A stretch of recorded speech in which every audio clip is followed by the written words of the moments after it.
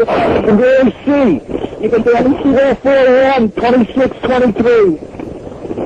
4-4-1. 26-23. It's on the 105th corner, northwest corner, right? Right. Good evening. Today, our fellow citizens, our way of life, our very freedom came under attack in a series of deliberate and deadly terrorist acts. The victims were in airplanes or in their offices, secretaries, businessmen and women, military and federal workers, moms and dads, friends and neighbors. Thousands of lives were suddenly ended by evil, despicable acts of terror. The pictures of airplanes flying into buildings, fires burning, huge structures collapsing, have filled us with disbelief. At number 2 World Trade Center, right.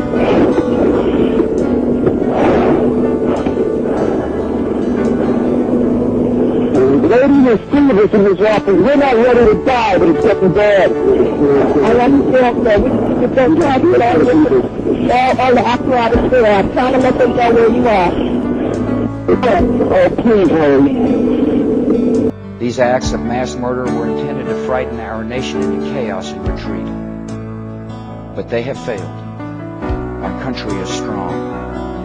A great people has been moved to defend a great nation.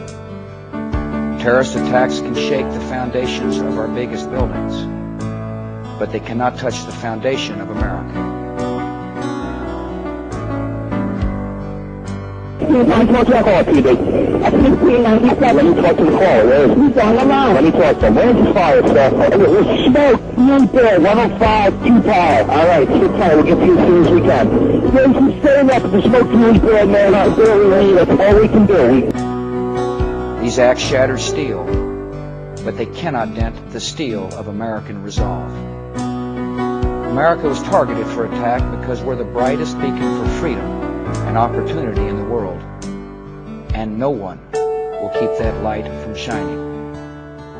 Today our nation saw evil, the very worst of human nature, and we responded with the best of America. Okay, just try to hang in there. I'm going to stay with you. So you're in an air-conditioned building.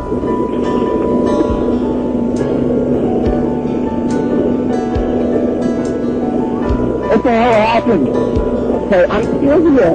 He's just trying to fight apart and trying to get to you. They can feel like it. With the daring of our rescue workers, with the caring for strangers and neighbors who came to give blood and help in any way they could. Immediately following the first attack, I implemented our government's emergency response plans. Our military is powerful and it's prepared. Our emergency teams are working in New York City and Washington, D.C. to help with local rescue efforts. Our first priority is to get help to those who have been injured. These young men, we're not ready to die. I understand. Okay, so where's your last name? Mine's high school. I must have called about a dozen times already. Cosgrove. Yeah, my wife thinks I'm all right. I called her and said I was leaving the building. I was fine, and bang!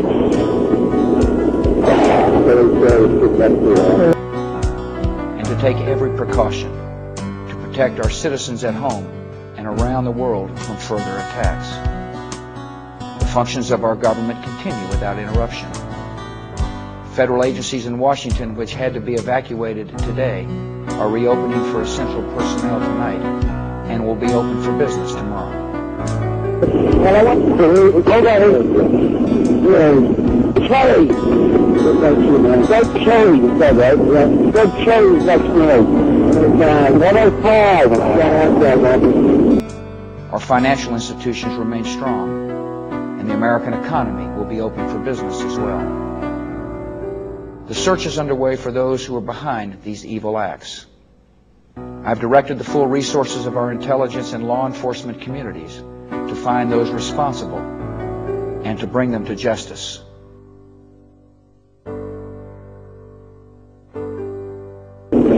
That's what you think. That's the office. You're in John Asper's office. OST.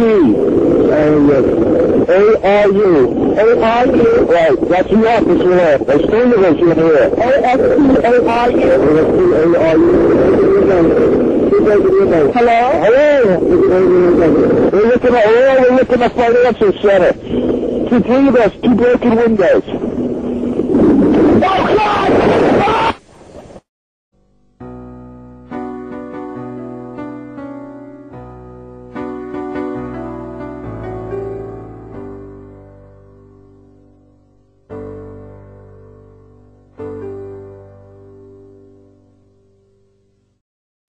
None of us will ever forget this day. Yet we go forward to defend freedom and all that is good and just in our world. Thank you. Good night.